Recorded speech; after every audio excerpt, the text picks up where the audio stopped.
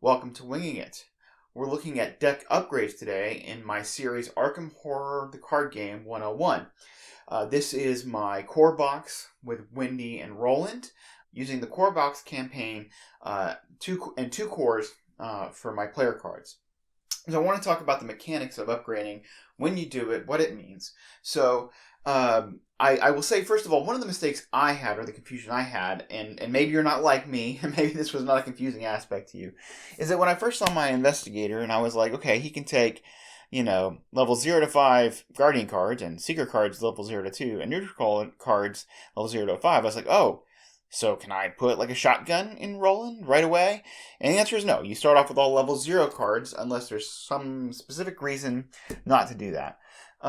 And so you have to upgrade into those, and you get that by earning XP, which we did through, if you watch the playthrough of The Gathering, we got 6 XP. That was 6 VP, and then which translates into XP in the campaign log. And then Roland got an extra one. He got 7 XP because he made the story choice not to burn down his house, and that just gave him, a little bit of extra XP.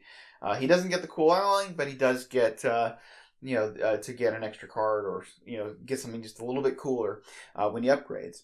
So you upgrade in between every scenario. You get to upgrade. You can spend as much of your XP as you want, or you can bank it for later. So since Roland has 7 XP to spend, I looked at all the various cards to determine what might be his best bet.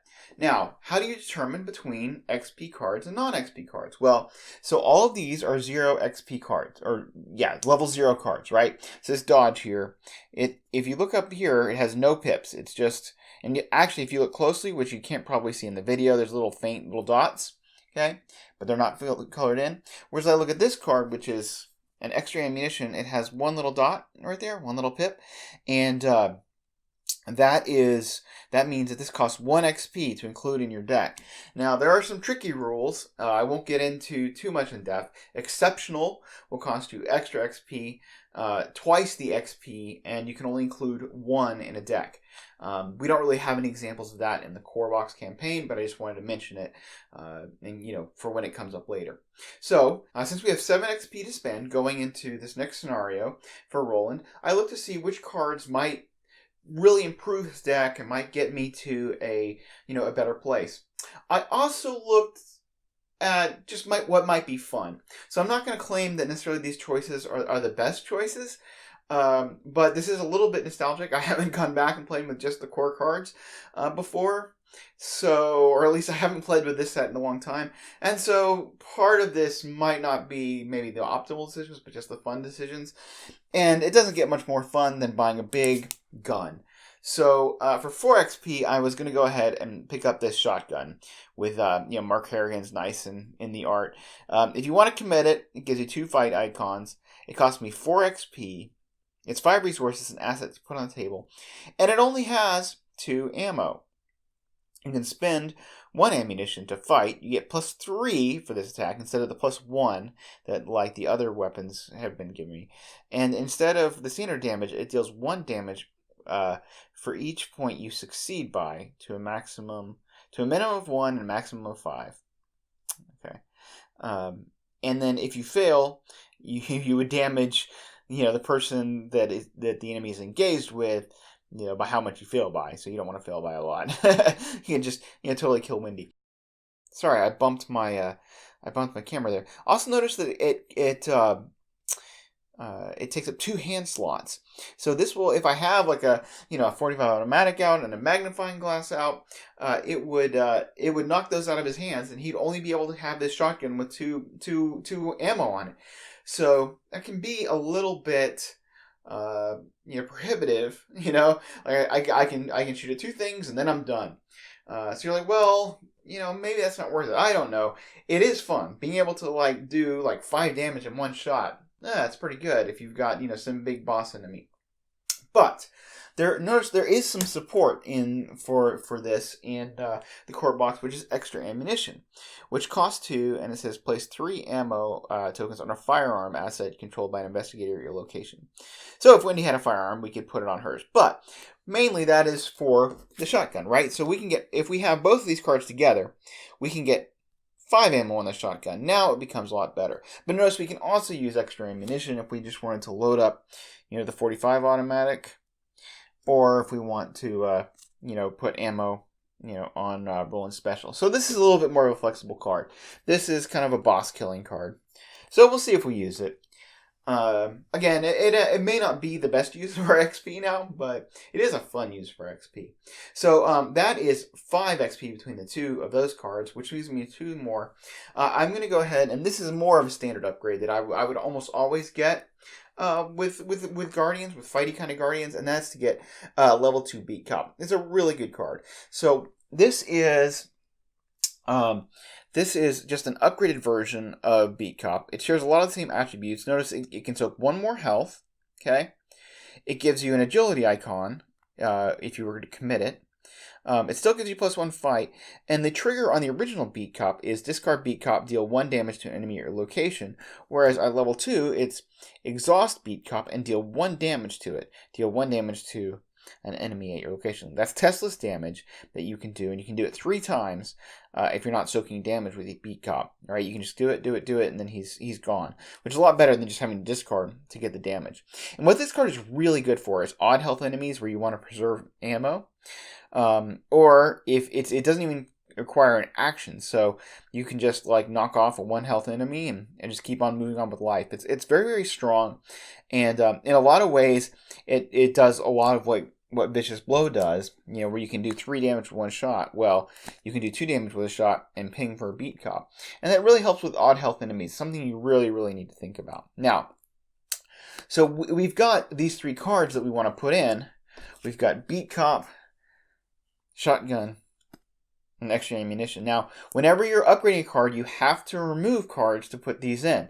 There are some cards like permanents that we're not going to get into right now that don't increase your deck size, but these that don't count against your deck size, I should say. But these cards will count against our deck size, so we can't just throw these in there. We have to remove cards. The other thing is that you can only have 2 cards by name of the same name in your deck, so we can't have 3 Beat Cops. So it makes it very obvious that we want to pull out a Beat Cop and put a Beat Cop in.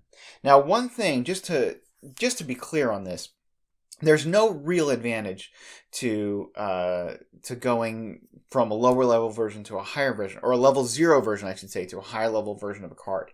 It doesn't save you XP. It doesn't.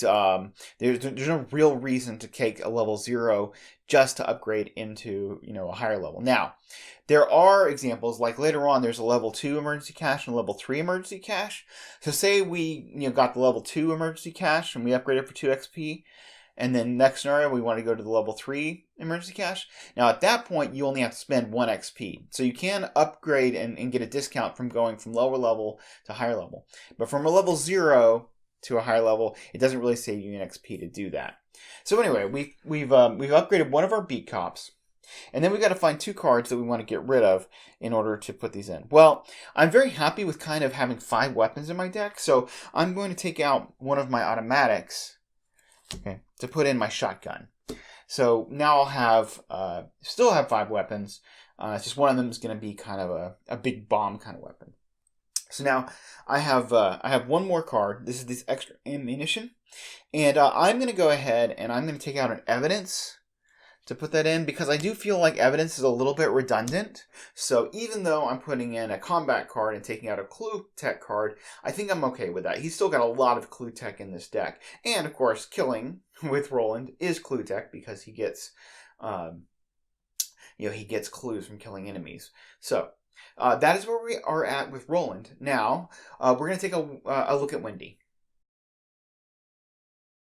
All right, now Wendy, who only has 6 XP to spend because the extra XP you get for not burning down your house only goes to the lead investigator. Since she was not the lead investigator, she only has 6 XP to spend. Now, I'll admit, this is the first time I've ever played Wendy with just core boxes, and I was actually shocked at just how little decent options there were for upgrades.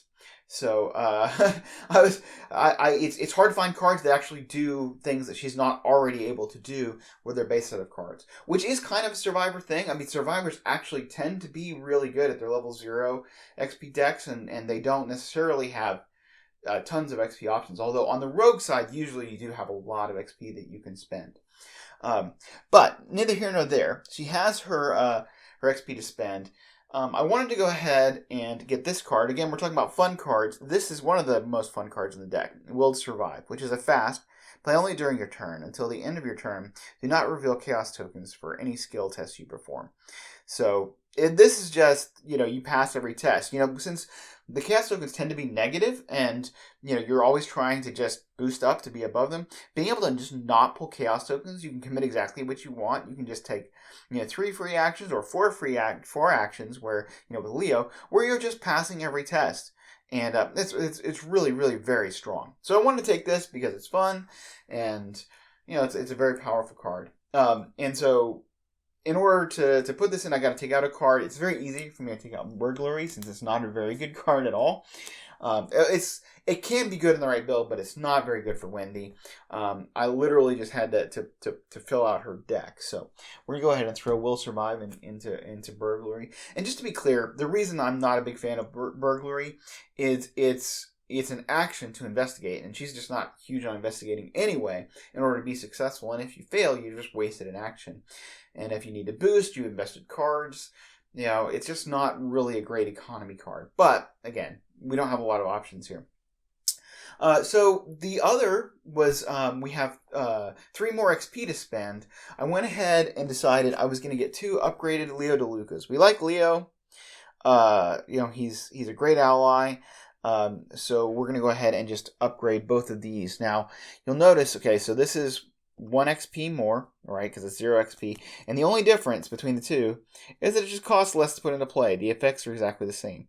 But saving a resource, is saving a resource. It's surprisingly good investment, and it lets you get him into to play for your starting amount instead of having to pull a resource and then play him. You can just, get him into play and just start taking advantage of him right away. So if you draw him in your opening hand. And if you don't draw him in your opening hand, it's just a lot easier to access him. So happy to get Leo, get that discount, which leaves us with 1 XP to spend. And I didn't see any cards that I felt like would be worth it for 1 XP.